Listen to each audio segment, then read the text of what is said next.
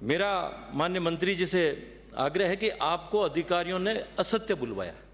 अध्यक्ष महोदय, माननीय सदस्य ने ठीक कहा है कि जो दरिया खरीदी थी वो 35 लाख के आसपास ही खरीदी थी और उस समय के तत्कालीन वहाँ के माननीय विधायक मिर्धा जी ने सिफारिश की थी कि दरी पट्टियाँ स्कूलों में दी जाए। लेकिन देखो खेल चलता है, दरी पट्टियों की जगह फर्श खरीदे गए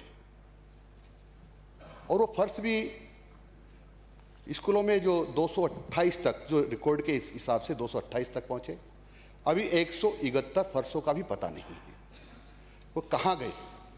इस पे बड़ा घालमेल हुआ है, राजकीय धन की लूटपाट हुई है कांग्रेस के राज में। मैं इसकी पूरी जांच कराऊंगा और दोषी अधिकारियों के खिलाफ कड़ी से कड़ी कार्रवाई करूंगा। अरे मुझे ये भी बू आ रही है कि माननीय उस समय के तत्कालीन माननीय विधायक भी इस स्कीम में शामिल हैं और इसके कारण से सारा घपला हुआ है।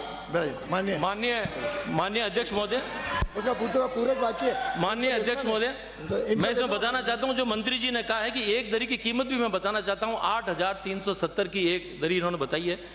मैं मंत्री जी से मेरा आग्रह है कि जब स्पष्ट प्रमाण है और जानबूझकर मोटा कमीशन प्राप्त करने के लिए दरियां कम वितरित की गई है, तो मेरा आपसे आग्रह है कि और 3 दिनों में ही पूरी वित्तीय स्वीकृतियां जारी कर दी गई है, ना इसका टेंडर कराया गया है। स्कूलों में जबरदस्ती दरियां वितरित की गई है। जिन अध्यापकों ने, प्रधानाध्यापकों ने दरियां लेने से मना किया, उनका डेगाना के तत्कालीन विधायक विजयपाल मिर्धा ने ट्रांसफर भी करा दिया, उसका भी मेरे पास में प्रमाण है।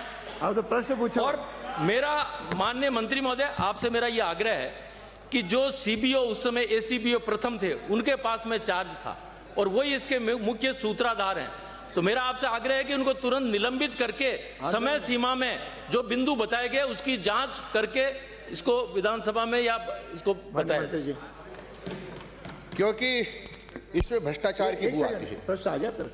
इन्हें विस्तृत जांच कराने से पहले मैं तत्कालीन जो बीओ है यानी ब्लॉक शिक्षा अधिकारी, उसको निलंबित करता हूं।